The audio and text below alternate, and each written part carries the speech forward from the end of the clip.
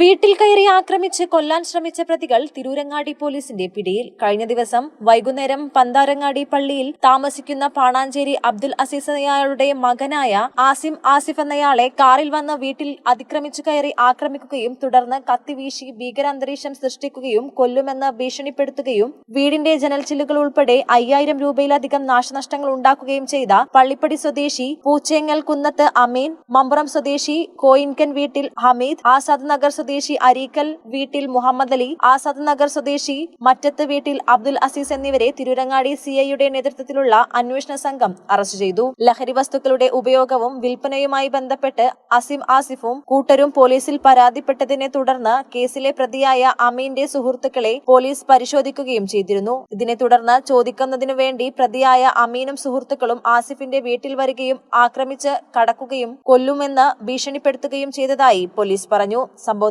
ശേഷം ഒളിവിൽ പോയ പ്രതികൾ തലപ്പാറയിലെ സ്വകാര്യ ലോഡ്ജിൽ റൂമെടുത്ത് ഒളിവിൽ കഴിയുകയായിരുന്നുവെന്ന് അന്വേഷണത്തിലൂടെ അറിയാൻ കഴിഞ്ഞതായും പരിസരത്തു നിന്നും അതിസാഹസികമായി പ്രതികളെ പിടികൂടുകയും കസ്റ്റഡിയിലെടുക്കുകയും ചെയ്യുകയായിരുന്നു. സംഭവം നടന്ന 48 മണിക്കൂറിനുള്ളിൽ പ്രതികളെ പിടികൂടാൻ കഴിഞ്ഞത് പോലീസിന്റെ നേട്ടമായി. തിരൂരങ്ങാടി സിഐ പ്രദീപ് കുമാറിന്റെ നേതൃത്വത്തിലുള്ള അന്വേഷണ സംഘത്തിൽ Tirurangadi sub inspector Biju K, senior civil ഓഫീസർമാരായ മുരളി, ഷൈജു, രാകേഷ്, ലക്ഷ്മണൻ, ഷിജിൻ, ഗോപിനാഥ്, താനൂർ ഡിവൈഎസ്പിയുടെ സ്ക്വാഡ് അംഗങ്ങളായ civil police officer Bijoy, civil police ഓഫീസർമാരായ ജിതിൻ എന്നിവർ ഉൾപ്പെടുന്ന പ്രത്യേക അന്വേഷണ സംഘമാണ് കേസിൽ പ്രതികളെ പിടികൂടി അന്വേഷണം നടത്തിയത്. പിടികൂടിയ പ്രതികളെ പരപ്പനങ്ങാടി ഫസ്റ്റ് ക്ലാസ് കോടതിയിൽ ഹാജരാക്കി തുടർ നടപടികൾ സ്വീകരിച്ചു. മലബാർ ടൈംസ്, മലപ്പുറം.